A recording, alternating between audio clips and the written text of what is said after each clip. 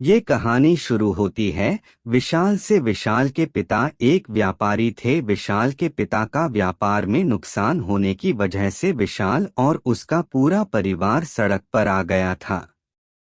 विशाल के पिता कर्जे में डूब चुके थे और कर्जे को चुकाने के लिए विशाल का आलीशान घर, जमीन जायदाद, गाड़ियां और कीमती सामान और सारा सोना और गहने नीलाम हो चुके थे। और घर नीलाम होने की वजह से विशाल के दादा के सदमे से देहांत हो गया। विशाल के दादा के देहांत होने की वजह से विशाल की दादी दुखी होने लगी और दुखी होने की वजह से विशाल की दादी धीरे धीरे बीमार होने लगी। व्यापार में नुकसान और विशाल के दादा के जाने की वजह से विशाल के पिता डिप्रेशन में चले गए। विशाल की दादी का ठीक से इलाज न होने की वजह से विशाल की दादी और बीमार होने लगी और ज्यादा बीमार होने की वजह से दादी का कुछ ही दिनों के बाद विशाल की देहांत हो गया और उसी वजह से विशाल के पिता ने शराब पीना शुरू कर दिया। शराब पीने की लत से विशाल के पिता के दोनों गुर्दे खराब हो गए। विशाल के पिता का डायलाइसिस करवाने के लिए विशाल की मां ने काम वाली बाई का काम करना शुरू कर दिया और विशाल के पिता डायलाइसिस की मदद से जैसे तैसे जिंदा थे। लेकिन विशाल और उसके परिवार के लिए विशाल के पिता का डायलाइसिस करवाना बहुत मुश्किल हो रहा था। सारा दिन हर रोज काम करने की वजह से विशाल की मां बीमार पड़ने लगी। अब विशाल के ऊपर उसकी बहन, पिता के डायलाइसिस और उसकी बीमार मां की जिम्मेदारी थी। धीरे धीरे अब सबकी जिम्मेदारी विशाल पर आने लगी। विशाल ने अपने परिवार की जिम्मेदारी संभालने के लिए काम करना शुरू कर दिया। विशाल शरीर से शक्तिशाली होने की वजह से विशाल को काम करने में ज्यादा कष्ट नहीं होता था। विशाल ने अपने मन में कहा, अब मैं क्या करूं? मुझे मेरे पिता और माता के इलाज करवाने के लिए बहुत सारे पैसे चाहिए। जो काम मैं कर रहा हूं उससे मेरे पिता का डायलाइसिस और माता का इलाज हो जाता है। ज्यादा धन माता पिता के इलाज और दवाइयों में खर्च हो जाते हैं, जिसकी वजह से मेरे पास इतना धन नहीं बचता जिससे मेरे माता पिता और मेरी छोटी बहन का पेट भर जाता है।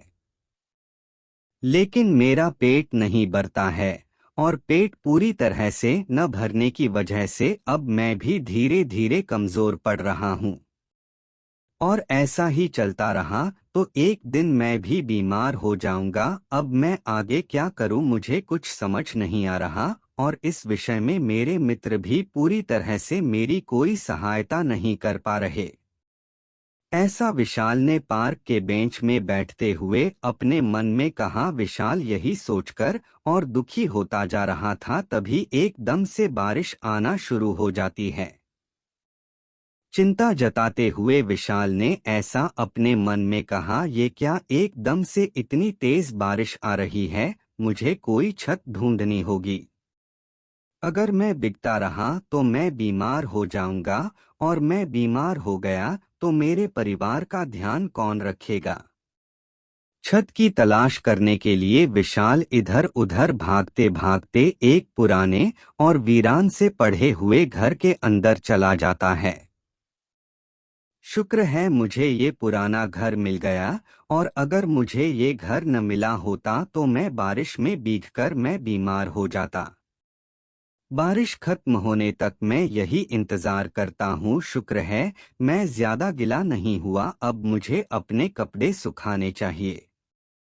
विशाल अपने कपड़े सुखाने लगता है और अपने कपड़े सुखाते सुखाते विशाल के एक हाथ की कोहनी पुरानी अलमारी से टकरा जाती है और पुरानी अलमारी के ऊपर से एक लकड़ी का पुराना बक्सा नीचे गिर जाता है। उस बक्से को देखकर विशाल ने कहा, ये बक्सा कहाँ से गिरा? लगता है इस पुरानी अलमारी के ऊपर से गिरा है। मैं इसे वापस ऊपर रख देता हूँ। विशाल बक्सा उठाकर ऊपर रखता है। जैसे ही विशाल बक्सा ऊपर रखता है उसी वक्त बक्सा अपने आप खुल जाता है और उसमें से एक किताब नीचे गिर जाती है। किताब को देखते हुए विशाल ने कहा, ये इस बक्से से किस चीज की किताब गिरी? उस वीरान घर के चौकीदार ने अंदर आते हुए पूछा, क्या कोई है वहां पे?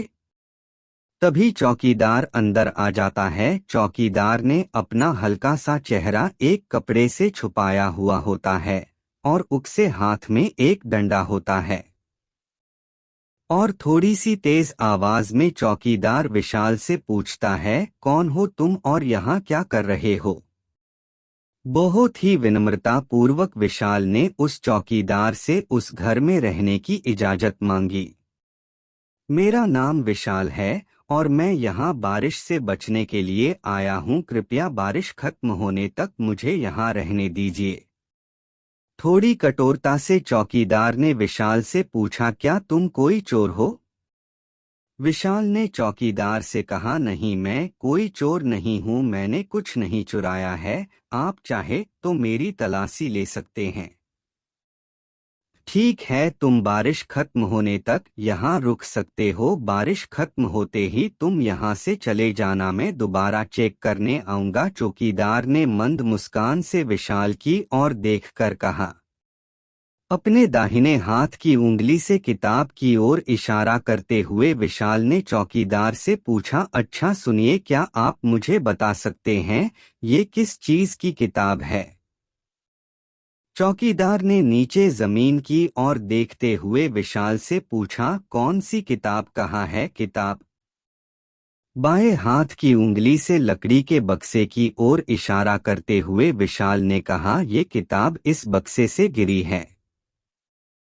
विशाल को देखकर चौकीदार ने हंसते हुए कहा, लगता है तुम्हें भ्रम हुआ है, नहीं यहाँ पर कोई बक्सा और नहीं कोई किताब है। चौकीदार ने खिड़की से बाहर देखते हुए विशाल से कहा, देखो अब बारिश भी बंद हो गई, अब तुम यहाँ से अपने घर जाओ। शुक्रिया अदा जताते हुए विशाल ने चौकीदार से कहा, आपका बहुत बहुत शुक्रिया बारिश रुकने तक मुझे यहाँ रुके रहने देने के लिए।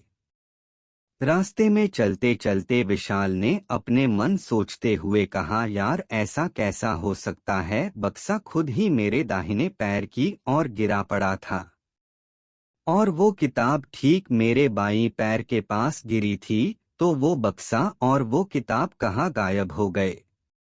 चलते चलते विशाल वहां पहुंच जाता है जहां वो काम करता है और विशाल काम करता है। एक शॉपिंग मॉल में